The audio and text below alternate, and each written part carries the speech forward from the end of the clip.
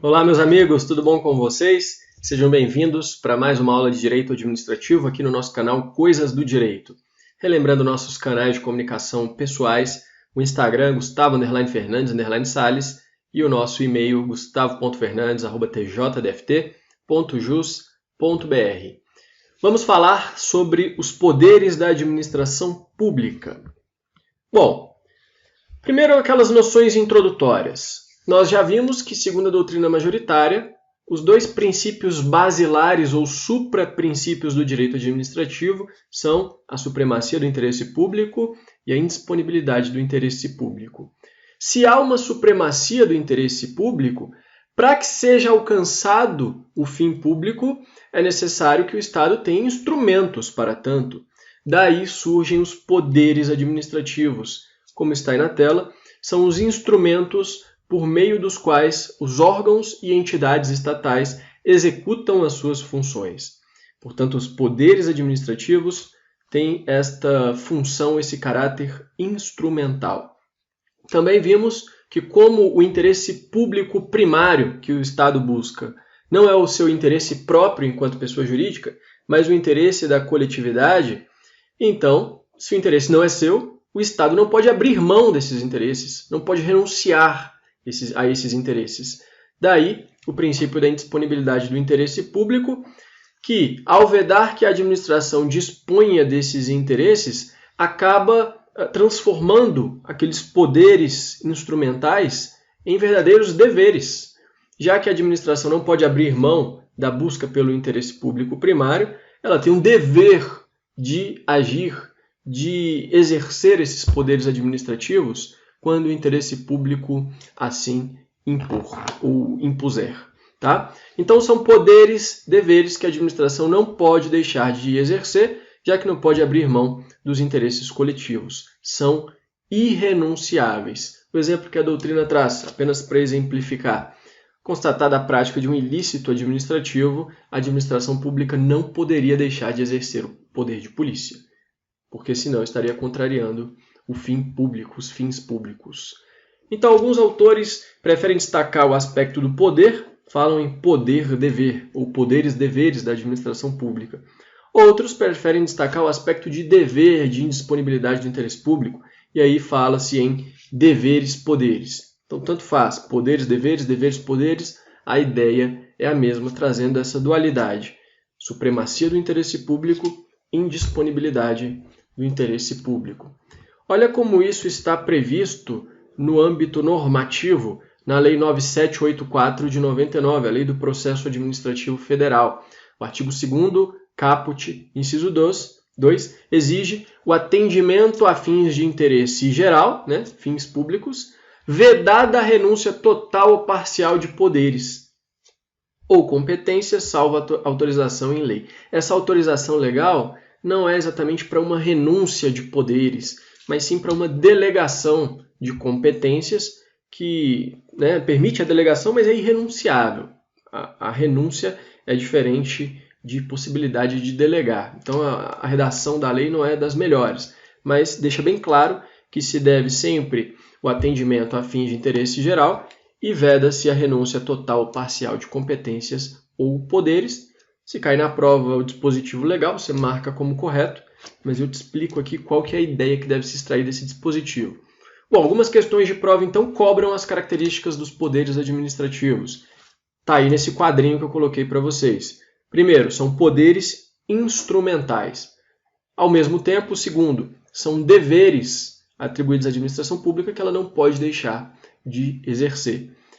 Terceiro, são poderes irrenunciáveis. E quarto, devem ser obrigatoriamente exercidos pelos titulares, tudo em conjunto, então, nessas características.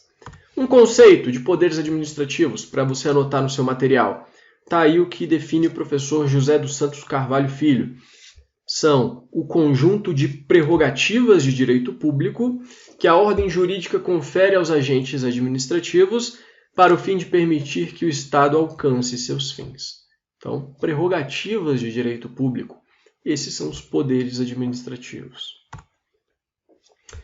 Bom, antes da gente falar Das 4 espécies de poderes administrativos, o poder normativo ou regulamentar, poder disciplinar, poder hierárquico e poder de polícia, é importante destacar 2 aspectos. Primeiro, o que representaria o abuso do poder, e depois vamos falar do aspecto vinculado e do aspecto discricionário desses poderes.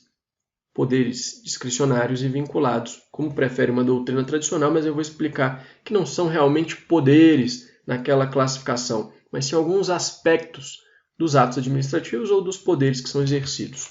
Bom, primeiro em relação ao abuso de poder. Quando se fala em abuso de poder, fala-se em uma conduta desconforme com a lei. Fala-se em um agente público que está agindo em desconformidade com o que está na lei.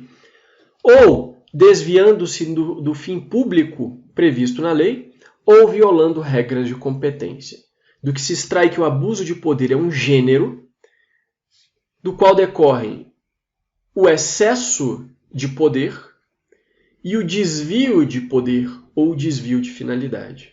Então temos abuso de poder como gênero, do qual decorre excesso de poder e desvio de poder ou desvio de finalidade. Já já eu coloco aqui na tela um quadrinho para a gente ver. Então, segundo o professor José dos Santos Carvalho Filho, todo abuso de poder seria uma afronta ao princípio da legalidade. Isso é controvertido. Eu acho que uma afirmação categórica dessa em uma prova objetiva não seria muito interessante. Todo abuso de poder afronta o princípio da legalidade? Bom, se entendermos como o princípio da legalidade como um princípio da juridicidade, em uma visão evoluída, ampla, aí sim, pode-se dizer que todo abuso de poder viola o princípio da legalidade. Até porque, olha o que define o professor José de Santos Carvalho Filho. Ele diz: abuso de poder é a conduta ilegítima do administrador quando atua fora dos objetivos expressa ou implicitamente traçados na lei. Então, há sempre, segundo a sua doutrina e também outros doutrinadores, uma violação ao princípio da legalidade, porque viola os objetivos mesmo quando estejam implícitos na lei. Às vezes isso não está expresso, mas está implícito na lei. Outra questão importante: a conduta que pode ensejar a prática do abuso de poder, por qualquer de suas modalidades, pode ser comissiva ou, às vezes, omissiva. Quando houver uma omissão no cumprimento de um dever específico do agente, ele atua com abuso de poder. Condutas omissivas também geram abuso de poder. Olha como isso foi cobrado em prova. Policial Rodoviário Federal 2019 da Banca CESP. O abuso de poder, que inclui o excesso de poder e o desvio de finalidade, não decorre de conduta omissiva de agente público? Errado. Pode decorrer de conduta omissiva, quando tiver o dever de agir, imposto pela lei. As 2 formas, então, para ficar bem claro: o excesso de poder, o agente atua fora dos limites da sua competência. Temos um vício, então, de competência. Exemplo: uma determinada autoridade pode punir o agente público faltoso com pena de suspensão, mas aplica pena de demissão do serviço público, o que só seria atribuído pela lei à competência de uma autoridade superior. A autoridade atua com excesso de poder, atua fora dos limites da sua competência. Já o desvio de poder ou desvio de finalidade, o agente atua dentro das suas competências. É competência realizar aquele tipo de ato administrativo, mas ele se afasta do interesse público e atua, por exemplo, em prol do seu interesse privado. Exemplo clássico, campeão da doutrina: o agente público que promove a remoção do seu subalterno não para fins de interesse público, mas como uma vingança, como um ato de repúdio a algo que aquele agente público lhe fez. Há um vício de finalidade. Veja que tem competência para promover a remoção, mas atua não em prol do interesse público, um desvio de finalidade ou desvio de poder, que dá ensejo a um vício de finalidade.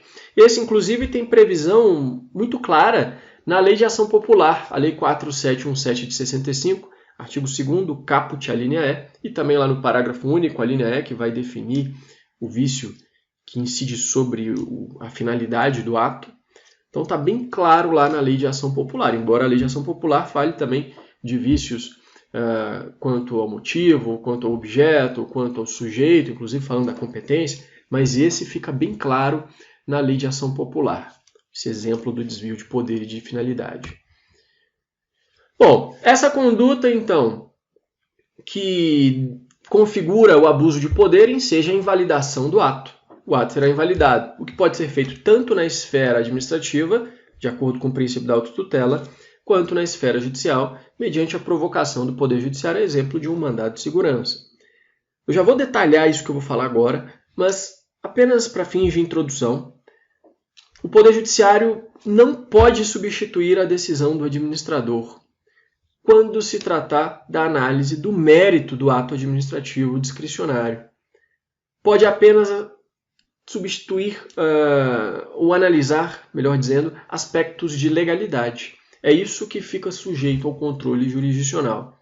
Agora, como nós vimos na primeira aula sobre as tendências do direito administrativo, em que há uma transformação do princípio da legalidade em princípio, para alguns, da constitucionalidade, para outros, da juridicidade, isso acaba ensejando uma redução do espaço do mérito administrativo. O que se falava antes em mérito administrativo como intocável, hoje vem sendo reduzido. E esse espaço de impossibilidade de substituição da decisão do administrador pelo judiciário acaba ficando pequeno. Por quê? Porque é possível que o judiciário analise a adequação do ato administrativo à lei. Embora sob a argumentação, sob o fundamento de que se está sob o mérito, conveniência e oportunidade, é possível que aquele ato ultrapasse os limites do mérito. E aí já se torne um problema de ilegalidade, um vício de ilegalidade. Bom, a gente vai falar disso daqui a pouquinho.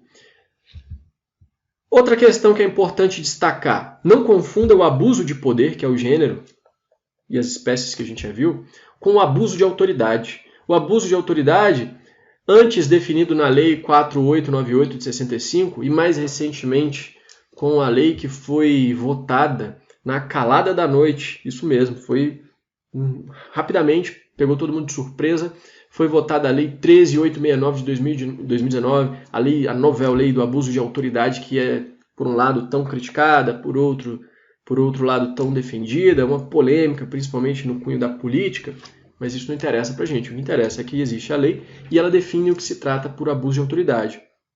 Pode ser que um ato de abuso de poder, caso esteja tipificado em uma das condutas previstas na lei de abuso de autoridade, enseja também a prática de abuso de autoridade. Presente, inclusive, o dolo do agente, como está lá na lei 13869. Então vai depender. Pode ser que o ato de abuso de poder não seja ao mesmo tempo um ato de abuso de autoridade, e pode ser que seja. Vai depender da tipificação. Mas não é interessante confundir essas condutas. Bom, poder vinculado e poder discricionário. Como eu falei no início, uma doutrina tradicional, quando fala das espécies de poderes administrativos, aí coloca lá poder normativo ou regulamentar, poder de polícia, poder disciplinar, poder hierárquico, poder vinculado, poder discricionário. Isso é incorreto. Vários autores mais modernos têm destacado que poder vinculado e poder discricionário não são espécies de poderes administrativos, mas são formas de se visualizar atos administrativos quando no âmbito desses poderes. É uma classificação que tem por critério o grau de liberdade do agente público ao atuar. Dependendo do caso, dependendo do que a lei estabelecer, o agente público terá uma liberdade maior para atuar ou uma liberdade menor. Quando a lei confere alguma possibilidade de escolha ao agente, fala-se que o ato é discricionário. E aí, dentro dessa margem de escolha, o agente poderá avaliar a conveniência e a oportunidade, são as duas palavras-chave que compõem a discricionariedade do ato administrativo, conveniência e oportunidade, e essas duas palavras compõem o mérito do ato administrativo. Então, quando se fala no mérito do ato administrativo, aquilo que não pode ser analisado pelo Poder Judiciário, nós estamos falando em conveniência e oportunidade, que formam esse aspecto discricionário do ato administrativo. E isso é interessante.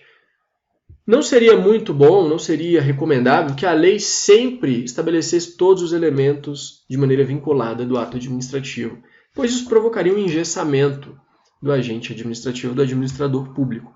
É interessante que, em alguns momentos, o agente tenha liberdade para manobrar e assim poder alcançar o interesse público, dependendo das circunstâncias do caso. Além disso, fala a doutrina, é impossível que a lei preveja sempre todos os elementos do ato administrativo para todos os casos. É impossível. Haverá casos em que é necessário que, até faticamente, que haja margem de escolha para o agente público. Agora, nas situações em que a lei prescreve todos os elementos do ato, sem conferir margem de escolha, o ato é, então, vinculado e não discricionário. Para fins de provas objetivas, a doutrina costuma apontar que, daqueles 5 elementos do ato administrativo que a gente vai estudar em aula específica, 3 deles são sempre vinculados: a competência, a finalidade e a forma. Competência, finalidade e forma, em linhas gerais, seriam sempre elementos vinculados. Na aula de atos administrativos, eu vou demonstrar que isso, em boa verdade, não é uma lição exata. Não é certo. Haverá casos em que a forma, também a finalidade, poderão ser discricionários, mas isso é para uma aula mais aprofundada. A princípio, fique que competência, finalidade e forma são sempre vinculados, e além de outros que a lei estabelecer. Se a norma indicar que também o motivo e o objeto são elementos vinculados, sem problema nenhum, teremos um ato vinculado. Mas objeto e motivo, e o objeto alguns chamam de conteúdo, eles podem ou não ser discricionários ou vinculados, segundo essa doutrina. Vai depender do que a lei estabelecer. O motivo. O que é o motivo? Ele é composto pelos pressupostos de fato e de direito que permitem a prática do ato administrativo. Então, a aplicação de uma multa de trânsito por quem avança o sinal vermelho. Quais são os pressupostos de direito? É a previsão abstrata no Código de Trânsito que diz que avançar o sinal vermelho enseja infração administrativa com aplicação de multa. E o pressuposto de fato é a conduta realizada no mundo empírico. Na realidade, o fato de alguém avançar o sinal vermelho. Então, presente o pressuposto de direito e o pressuposto de fato, a previsão abstrata e a materialização dessa previsão no mundo real, teremos o motivo do ato administrativo que permitirá, então, a prática daquele ato, que será a aplicação da multa. O motivo será discricionário, primeiro, quando a lei não definir, em muitos casos a lei não define o motivo, ou quando utilizar conceitos jurídicos indeterminados, e a administração pública vai ter uma margem de apreciação. Por exemplo, quando diz falta grave, procedimento irregular. O que é falta grave? O que é procedimento irregular? É um conceito jurídico indeterminado, que vai ser preenchido dentro de de certos limites, mas pelo administrador público. É o administrador público que vai preencher o que é a falta grave, o que é o procedimento irregular, dentro dos limites da lei. Por que se fala que é possível, de algum modo, não analisar o mérito do ato administrativo, mas a adequação à lei, os limites do mérito? Porque pode haver algum caso em que o agente público, punindo um servidor por uma falta grave, aplique a sanção máxima, sendo que a falta grave, na verdade, era algo ínfimo.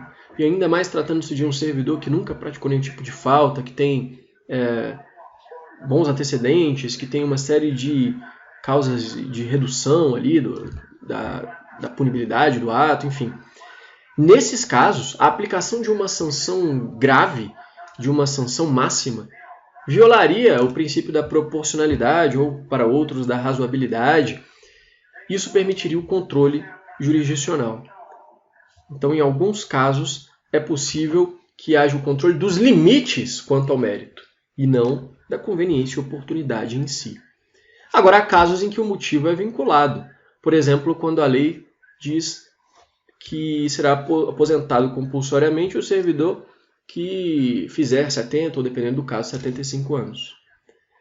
Presente o motivo, aniversário de 70 anos ou 75 anos, com a previsão legal, haverá então a necessária prática da concessão da aposentadoria compulsória. É um motivo vinculado. Veja que é a lei que vai definir se o motivo é discricionário ou vinculado.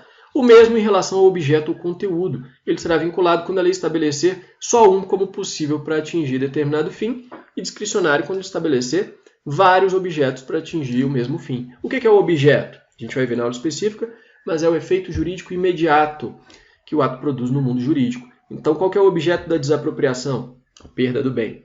Qual que é o objeto da aplicação de uma multa? A sanção, a punição do infrator. Exemplo, a prática de determinada conduta pode ser punida com penas de suspensão ou multa, diz a de Pietro. Nesse caso, temos um objeto discricionário. É o administrador agente público que vai dizer se haverá punição com suspensão ou com multa. Mas pode ser o caso de ser prevista, por exemplo, apenas a pena de demissão. Então, o objeto será vinculado. E aí temos o seguinte quadro. Elementos vinculados do ato administrativo, sujeito, finalidade e forma. A gente vai ver na aula específica que a finalidade e a forma depende. E os elementos do ato administrativo que podem ser discricionários, que compõem o mérito administrativo, o motivo e o objeto. Nem sempre, quando a lei estabelecer mais de uma possibilidade ou fizer uso de conceitos jurídicos indeterminados. Controle judicial desses atos será sempre possível, seja em relação aos atos vinculados, seja em relação aos discricionários, por força do princípio da legalidade. No que toca aos atos vinculados, é muito fácil realizar esse controle, o juiz vai confrontar o que diz a lei, o que foi determinado pelo ato administrativo, para ver se é válido ou não. Já em relação aos atos administrativos, o controle será tranquilo em relação aos elementos vinculados, mas o juiz não poderá substituir o administrador nas escolhas dos critérios de conveniência e oportunidade, mas apenas analisar a eventual transgressão dos limites traçados pela lei, e aí entra com força o juízo de razoabilidade, o juízo de proporcionalidade e o juízo de necessidade, que entra ali nas etapas ou submáximas da proporcionalidade.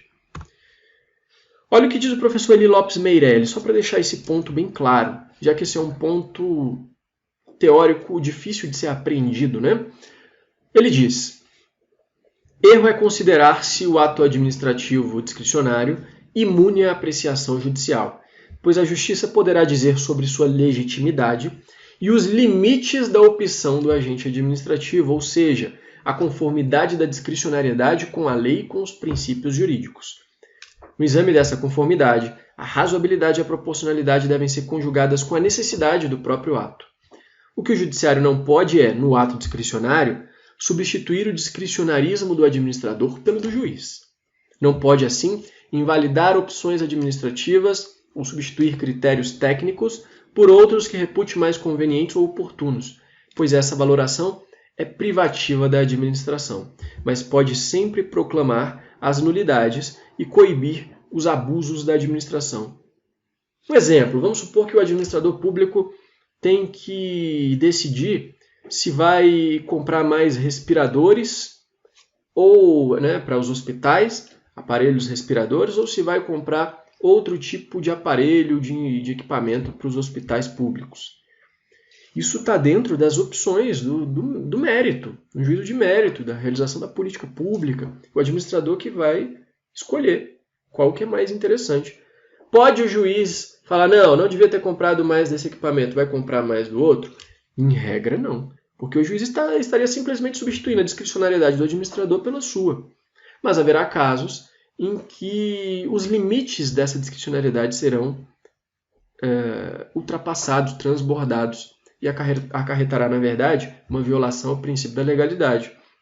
Quando o administrador, em um cenário em que haja necessidade de comprar respiradores, compre coisas absolutamente desnecessárias para aquele momento, em um juízo de proporcionalidade e razoabilidade, aí sim o juiz poderá invalidar aquele ato administrativo que terá embasado aquela situação. Mas veja que é diferente substituir o discricionarismo de um pelo do outro e analisar os limites dessa discricionariedade do administrador público, quando acarretar violação à própria legalidade. Bom, então, até agora o que a gente já viu? A gente já viu qual que é o conceito de poderes administrativos, quais são os dois princípios que embasam aquela constatação de que são poderes-deveres ou deveres-poderes. Vimos como funciona o abuso de poder e que se divide em excesso de poder, um vício de competência, e excesso e desvio de poder, melhor dizendo, ou desvio de finalidade, que é um vício de finalidade. E vimos que os atos administrativos em geral, na prática no âmbito dos poderes administrativos, esses atos podem ser discricionários, e aí fala-se em poder discricionário, ou atos vinculados, e aí fala-se em poder vinculado, a depender dos elementos que a lei estabelece para a prática do ato administrativo, se são todos vinculados ou se alguns deles são discricionários e compõem o mérito administrativo. E, por fim, vimos que o controle dos atos administrativos ele será tranquilo em relação aos atos vinculados e também ocorrerá em relação aos atos discricionários, quanto aos elementos vinculados e quanto aos limites da discricionariedade do administrador público. Agora vamos estudar os 4 poderes: normativo ou regulamentar, disciplinar, hierárquico e poder de polícia. Vamos começar falando do poder normativo. Primeira polêmica: é melhor falar poder normativo ou é melhor falar poder regulamentar? Bom, tem doutrina para os dois lados. Tem doutrinador que diz: o ideal é falar em poder normativo e não regulamentar, porque o regulamento é apenas uma das espécies de ato administrativo normativo. Existem outras, como as instruções normativas, as portarias, enfim. Existem outros atos normativos, atos administrativos normativos. Então, o poder normativo não se limita ao regulamento. Então, é melhor falar poder normativo e não poder regulamentar. Outra doutrina diz, olha, é melhor falar poder regulamentar, porque o poder normativo, na verdade, ele é gênero, no qual se incluem, inclusive, a função legislativa, ou poder legislativo, no sentido de atividade ou de função, e o poder de editar atos normativos secundários. Então, o poder normativo pode permitir a prática de atos normativos primários, que é a função legislativa, que podem inovar o ordenamento jurídico, e de atos normativos secundários, que vão apenas detalhar o conteúdo dos atos normativos primários. Então, é melhor falar em poder regulamentar, porque se eu falar poder normativo, eu poderia incluir, inclusive, a função legislativa, que não faz parte do tema. Então, veja que há argumentos bons para os dois lados. Pode-se falar poder normativo, pode-se falar poder regulamentar. A prova vai escolher o que é melhor, mas você já sabe que os dois, dentro do direito administrativo, em regra, são sinônimos. E o que é então esse poder normativo ou esse poder regulamentar? Está aí na tela, é o poder que a administração pública tem para a expedição de atos com efeitos gerais e abstratos, os chamados atos administrativos normativos. Esses devem ser expedidos sempre dentro dos limites da lei. Quando se fala em lei, usamos aqui o sentido amplo, ato normativo primário, sem inovar a ordem jurídica, e a sua função, segundo o professor Miguel Reale, que é citado pela Di Pietro, é a explicitação ou especificação de um conteúdo normativo pré-existente, visando a sua execução no plano da praxis. Então já existe um ato normativo, que é chamado de primário, e esse ato administrativo normativo vai especificar ou explicitar o seu conteúdo. É claro, pessoal, que na prática, e alguns administrativos falam isso, na prática sempre há uma certa função criativa. Quando se pega um decreto que regulamenta uma lei, ele sempre traz algumas disposições a mais que não estão previstas na lei, senão não teria necessidade de ter o decreto. Então ele sempre tem uma função criativa. E é uma verdadeira zona cinzenta em saber o que é uma função criativa que está apenas minudenciando, detalhando o conteúdo da lei, e o que é essa função criativa que poderia estar extrapolando essa regulamentação e inovando no ordenamento jurídico, criando direitos e obrigações. Isso, inclusive, é um tema muito polêmico hoje em dia, na época de pandemia de coronavírus. O que é que um decreto do governador pode fazer? Pode exigir? Até que ponto esse decreto está ou não apenas minudenciando a legislação específica? Isso é uma polêmica. Eu tenho a minha opinião, mas não vem ao caso aqui agora. Bom, então o ato normativo por excelência é o regulamento, por isso que muitos falam em poder regulamentar. O regulamento é veiculado por meio de um decreto. O decreto é a forma pela qual se veicula o regulamento. Mas o regulamento, como eu disse, não é o único, por isso alguns preferem falar em poder normativo. Temos instruções normativas, resoluções, portarias e outros. E todos eles podem ser editados independentemente da previsão da lei a ser minudenciada. Então não é necessário que uma lei diga um decreto será expedido com a função de regulamentar o conteúdo dessa lei. Algumas leis fazem isso, mas não é preciso que haja essa previsão expressa. Entende-se que implicitamente toda lei pode ter o seu conteúdo minudenciado por atos normativos secundários. Bom, outra questão interessante. À exceção do regulamento, todos esses atos administrativos normativos são de competências de diversas autoridades no âmbito da administração pública. São várias autoridades que podem editar instruções normativas, portarias. Agora, o regulamento, muito cuidado, ele é de competência, a princípio, só do chefe do executivo. Então, só o chefe do executivo, governador, prefeito, presidente da República, pode editar regulamento.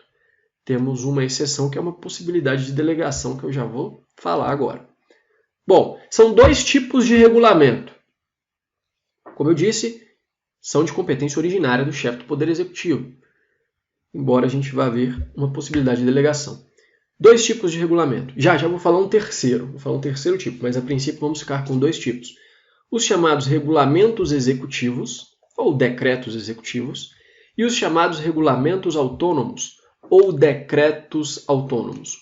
Os regulamentos executivos são aqueles que fazem parte desse conceito que eu acabei de trazer. São expedidos para detalhar a lei, sem poder de criar obrigações de fazer ou não fazer a particulares.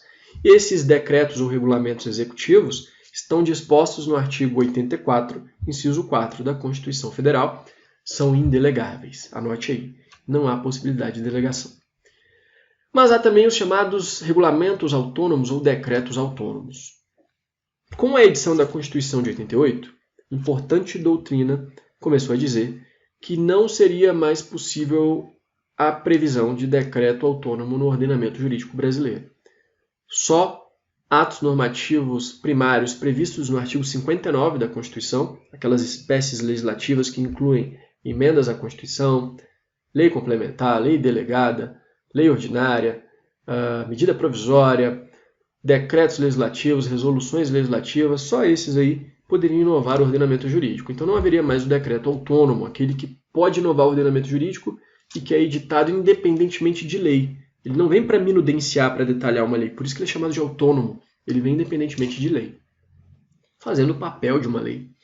Mas a Emenda Constitucional 32 de 2001 trouxe a redação do artigo 84, inciso 6. Então, cuidado para não confundir. O decreto ou regulamento executivo está no 84, inciso 4. E o decreto autônomo está no 84, inciso 6. E o 4 e o 6 eles são muito parecidos, né? São muito parecidos nesse numeral romano, né, que se fala. Então, no 84.6 está disposto: compete privativamente ao presidente da República dispor mediante decreto, é o decreto autônomo, sobre a linha A, organização e funcionamento da administração federal, e pelo princípio da simetria o mesmo é possibilitado ao governador e ao prefeito, quando não implicar aumento de despesa, nem criação e extinção de órgão público. Então, sempre para tratar de órgão público tem que ser por lei formal. Mas, para organizar o funcionamento da administração direta, quando não for questão de criar ou extinguir órgão público, e quando não implicar aumento de despesa, isso pode ser feito por decreto. E a linha B diz, cabe o decreto autônomo para a extinção de funções ou cargos públicos quando vagos. Então, jamais para criar, só para extinguir, e ainda assim, quando vagos. A partir da Emenda 32 de 2001, o entendimento, inclusive sufragado pelo Supremo Tribunal Federal, é no sentido de que existe, então, decreto autônomo no ordenamento jurídico brasileiro, mas somente nessas duas hipóteses, somente por força constitucional. Claro que na doutrina há quem discuta essas duas hipóteses. Tem gente que fala, olha, a hipótese da linha A, na verdade, embora sob essa alcunha de decreto autônomo, é um decreto regulamentar, ou melhor dizendo, um decreto executivo, um regulamento executivo. Por quê? Porque não pode criar aumento de despesa, não pode criar extinguir órgão público, ela vai apenas reorganizar a administração, e já existem diversas leis que tratam desse tema. Então, na verdade, esse decreto estaria apenas minudenciando essas leis. Então não seria verdadeiramente autônomo. Já outros preferem falar, não, na verdade, a hipótese que não seria decreto autônomo é a da linha B, porque trata-se apenas de um ato concreto, de extinguir uma função ou cargo e quando vago. Né? Não é uma inovação no ordenamento jurídico. São pontuações razoáveis, mas em provas você pode marcar com tranquilidade, a não ser que seja uma prova oral, uma prova dissertativa, que essas duas hipóteses configuram decreto autônomo e só elas, por força da Emenda 32 de 2001. Bom, esse regulamento autônomo, o decreto autônomo, ele pode ser delegado Está lá no artigo 84, parágrafo único da Constituição, que a gente cansa de estudar nas aulas de direito constitucional. Pode o presidente da República delegar 3 atribuições do artigo 84, concessão de indulto, comutação de pena, provimento de cargos públicos federais, e o Supremo entende que se a Constituição permite a delegação do provimento, então ela também permite implicitamente a delegação do desprovimento, ou seja, a aplicação de pena de demissão pode ser delegada pela autoridade máxima do Executivo. A quem? A ministros de Estado, Procurador-Geral da República ou Advogado-Geral da União, que vão observar os limites traçados na delegação. E também o decreto autônomo pode ser delegado. É engraçado, nas aulas de direito constitucional eu procuro falar um pouco mais sobre isso, mas o presidente da República delegar o Procurador-Geral da República, beleza, delegar ministro de Estado, né, que auxilia o chefe do Executivo, ou ao Advogado-Geral da União, já que a AGU é um órgão, inclusive um órgão de segundo escalão, né, não é aquele órgão autônomo máximo, mas apenas um órgão independente, salvo engano, depois a gente tem que conferir a nomenclatura, mas classificação daquelas 4 instâncias dos órgãos, ele fica no segundo e não no primeiro. Então, tudo bem, delegar para a AGU, para ministro de Estado, mas delegar funções para o Procurador-Geral da República, que é o chefe do Ministério Público que não pertence ao Poder Executivo, que não está ligado à administração pública, é um órgão autônomo e independente, que não compõe nenhum dos 3 poderes. Eu acredito que isso é uma reminiscência da Constituição anterior, na qual o Ministério Público compunha o Poder Executivo. Só pode ser isso. Mas, enfim, a prova não vai questionar isso, ela vai querer saber quando será possível a delegação. São esses 3 casos para essas 3 autoridades. O José de Santos Carvalho Filho, ele distingue decretos e regulamentos, de um lado, como atos administrativos, e de outro lado, os decretos no exercício da função política. Então temos decretos no exercício da função administrativa e decretos no exercício da função política. E eles não se confundem, então. Exemplos de decretos oriundos da função política, embora de competência do Presidente da República. Decreto de intervenção federal. O decreto que vai instaurar o estado de defesa e o estado de sítio. Esses são atos normativos primários, segundo José de Santos Carvalho Filho. E não se confundem, então, com esses atos administrativos normativos que a gente está estudando. O decreto regulamentar. Também incluiria-se nessa função política o decreto que concede indulto e comuta penas. Esses também seriam um decreto na função política, segundo alguns. Eu acho que quem fala isso é o Alexandre de Moraes. Eles não são autênticos atos administrativos, então, são atos políticos e podem ser considerados, embora possam ser considerados autônomos também, né? E nessa categoria também são enquadrados os regimentos dos tribunais e os decretos e resoluções das casas legislativas. Esses, inclusive, têm previsão expressa lá no artigo 59 como atos normativos primários. Então, de um lado, os decretos como atos administrativos é o que a gente está estudando, e a gente vai separar isso daqueles outros decretos que, embora tenham esse nome, embora possam ser considerados autônomos, estão no exercício da função política. Aí incluiria aquela administração pública em sentido amplo que a gente estudou na primeira aula, né? Outra questão. O controle desses regulamentos executivos, decretos executivos, ele é feito, primeiro, pela própria administração pública, pela autotutela, também pelo judiciário, quando houver violação do princípio da legalidade, e aí vai depender se se tratar de um regulamento executivo, ou chamado decreto regulamentar, haverá uma violação ao que dispõe a lei, controle de legalidade. Tratando-se de um decreto autônomo, que independe da lei, o que haverá é um controle de constitucionalidade. E o próprio Congresso Nacional também realiza o controle da administração pública se houver ofensa ao princípio da legalidade. Olha o que está lá no artigo 49, inciso 5 da Constituição. É da competência exclusiva do Congresso Nacional sustar os atos normativos do Poder Executivo que exorbitem do poder regulamentar. Veja que a função de criar direitos e obrigações, de inovar o ordenamento jurídico, é do Poder Legislativo, representantes do povo. Se o Executivo, ou melhor, a administração pública em geral, que está em todos os poderes, realiza essa inovação do ordenamento jurídico, haverá uma violação do princípio da legalidade.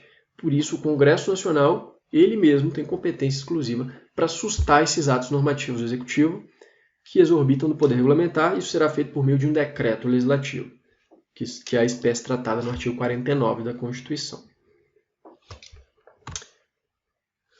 Um fenômeno interessante para a gente encerrar o poder regulamentar ou normativo, e a gente encerra esse bloco, depois eu gravo um bloco 2 para a gente continuar a aula de poderes administrativos. O fenômeno da deslegalização, um tema mais aprofundado, mais possível de ser cobrado em provas de segunda fase. Bom, a ideia dominante em uma visão tradicional da separação de poderes é de que o legislador não pode delegar integralmente o seu poder legiferante a outros órgãos, salvo na excepcional hipótese de previsão constitucional. Essa é a ideia clássica.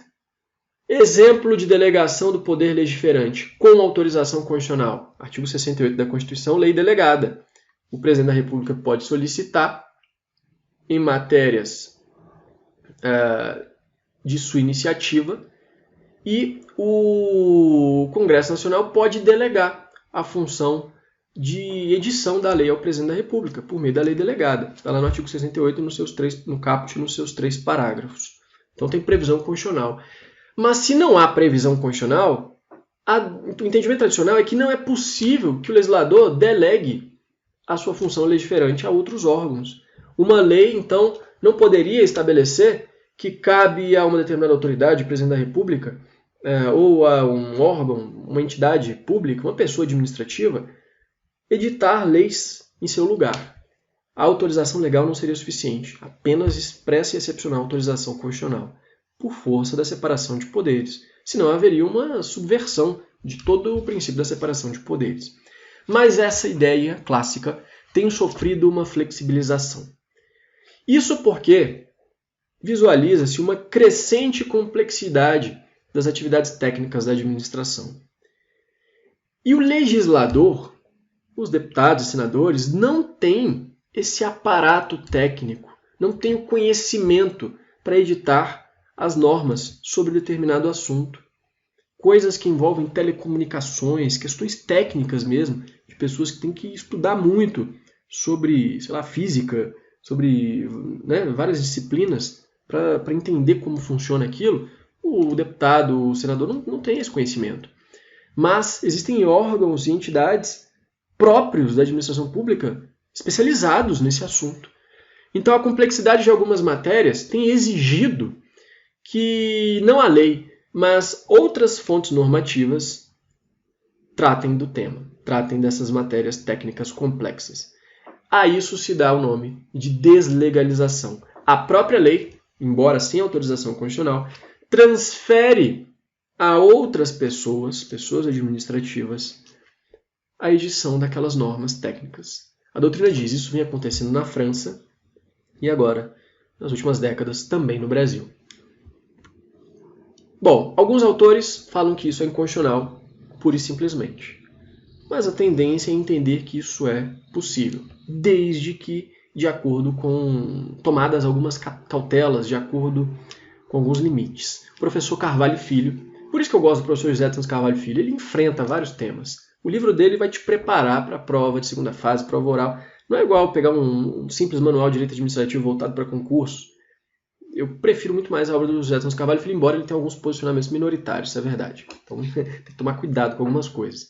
Mas ele fala, o fenômeno da deslegalização não permite uma delegação completa e integral. Aí sim haveria uma violação ao princípio da separação de poderes. Mas apenas dessas questões técnicas. E ele diz, está aí na tela, ao exercê-la, a competência legislativa, o legislador reserva para si a competência para o regramento básico, calcado nos critérios políticos e administrativos, transferindo tão somente a competência para a regulamentação técnica mediante parâmetros previamente enunciados na lei. É o que no direito americano se denomina delegação com parâmetros ou delegation with standards. Daí poder afirmar-se que a delegação só pode conter a discricionariedade técnica. Então, dentro desses dois limites, não realizar uma delegação completa e integral, e a delegação tratar apenas da discricionariedade técnica, aí sim seria possível admitir a legalidade e a constitucionalidade desse fenômeno. Segundo o professor José Santos Carvalho Filho, o órgão técnico não vai só complementar a lei como se fosse um decreto regulamentar. Ele vai inovar o ordenamento jurídico por meio de normas técnicas que não estão contidas na legislação. Lembra que eu falei que tem uma zona cinzenta do que é criação do direito e o que é apenas explicitação, minudenciamento, seria isso? Minudenciar a lei? Pois é, isso traz uma certa polêmica. A Di Pietro, por exemplo, ela diz que essa regulamentação técnica não inova o ordenamento jurídico. Ela fala que não. Ela fala que isso não é inovação do ordenamento jurídico, por isso que ela admite. Já o José de Santos Carvalho Filho fala que isso é inovação do ordenamento jurídico. É inovação, mas é admitida dentro desses parâmetros. E aí se fala em poder regulador. Quando a sua prova falar de poder regulador, vai estar tratando desse tema, edição de normas técnicas, o que é comum nas agências reguladoras. Por isso que elas têm esse nome, agência reguladora, poder regulador. E alguns autores, como Marshall Justin Filho, vão separar o poder regulador de outros poderes, inclusive a função reguladora, ele separa da questão da intervenção na economia, da função da prestação de serviço público, do poder de polícia, ele separa isso como uma nova atividade ou função estatal. E alguns falam em poder regulador, para diferenciar do poder regulamentar. Vejo como um tema ainda carente de sedimentação. Então, na prova, se falar que o poder regulador é distinto do poder regulamentar, tem gente que fala que sim. Outros tratam do tema dentro do poder regulamentar. O professor Ricardo Alexandre, inclusive, ele traz uma terceira espécie de regulamento. Lembra que a gente estudou o regulamento executivo, do 84.4 da Constituição, e o regulamento ou decreto autônomo, do 84.6, ele fala, esse aqui, do poder regulador, é o chamado regulamento autorizado ou regulamento delegado, que cria normas técnicas não contidas na lei, fazendo-a em razão de expressa determinação legal. Bacana, né, pessoal? Bom, quase 50 minutos de aula, eu vou encerrar esse bloco. Daqui a pouquinho eu vou gravar o segundo bloco para acabar com a aula 3 de poderes administrativos. A gente já volta.